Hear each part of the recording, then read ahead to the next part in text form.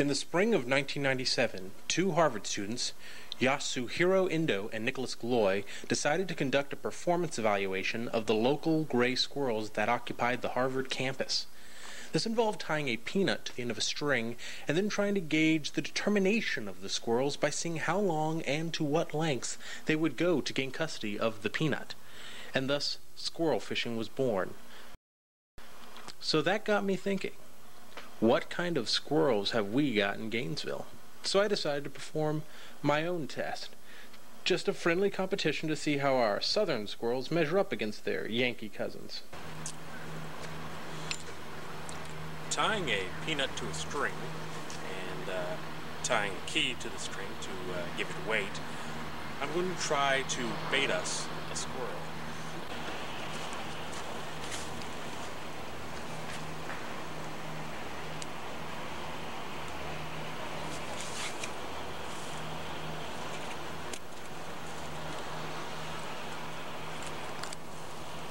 I've been spotted, and the squirrel has gone back up the tree.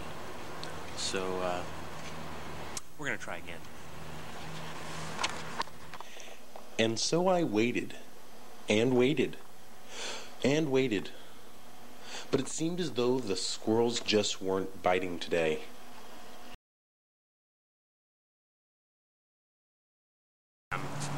I'm downtown here at Westside Park, and hoping to find some squirrels. You've noticed I've dressed down a bit to avoid being mugged. So yeah, let's see. I've decided to try a new tactic. Got this peanut butter here. I got this peanut, and what I think the problem was that the squirrels didn't realize how good this nut really is. So as you can see, I'm gonna, yeah, let's put the peanut butter on the peanut. See what happens. Okay. Yeah, peanut buttery goodness.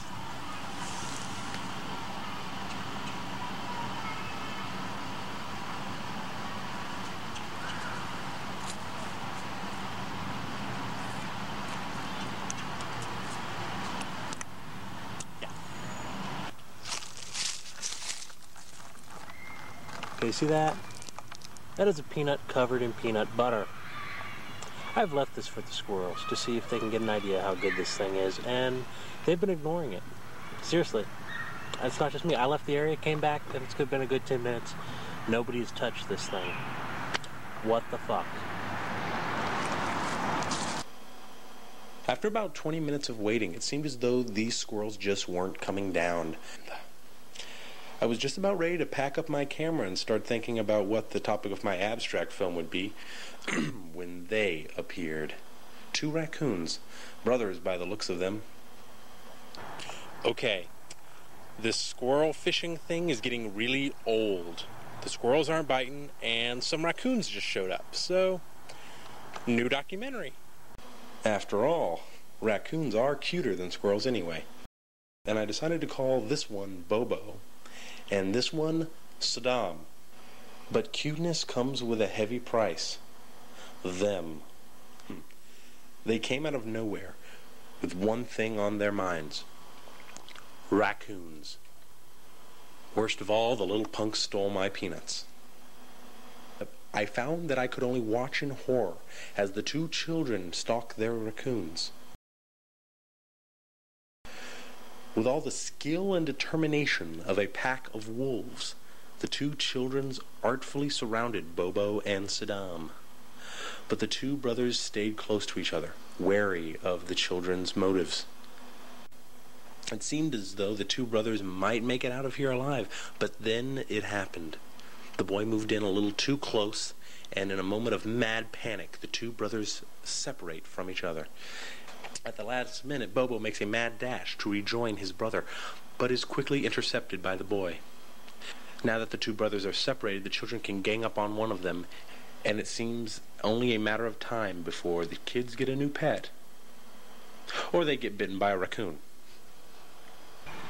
Confident of their success, the little girl decides to break away from her brother to pursue Bobo, but she forgot one thing. Bobo can climb.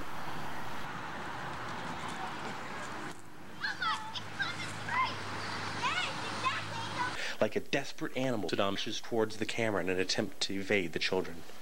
But later, they find him hiding in a hole. Sir, what do you think about the torture-like way these animals are being hunted by your children? Yeah, it's kind of fantastic when the little kids can go to wild nature, to go that close and feeding them. It's something fantastic. It's a beautiful day for it. How much money do you think you could get from the raccoons on the black market? About What? 50. 50 8 months.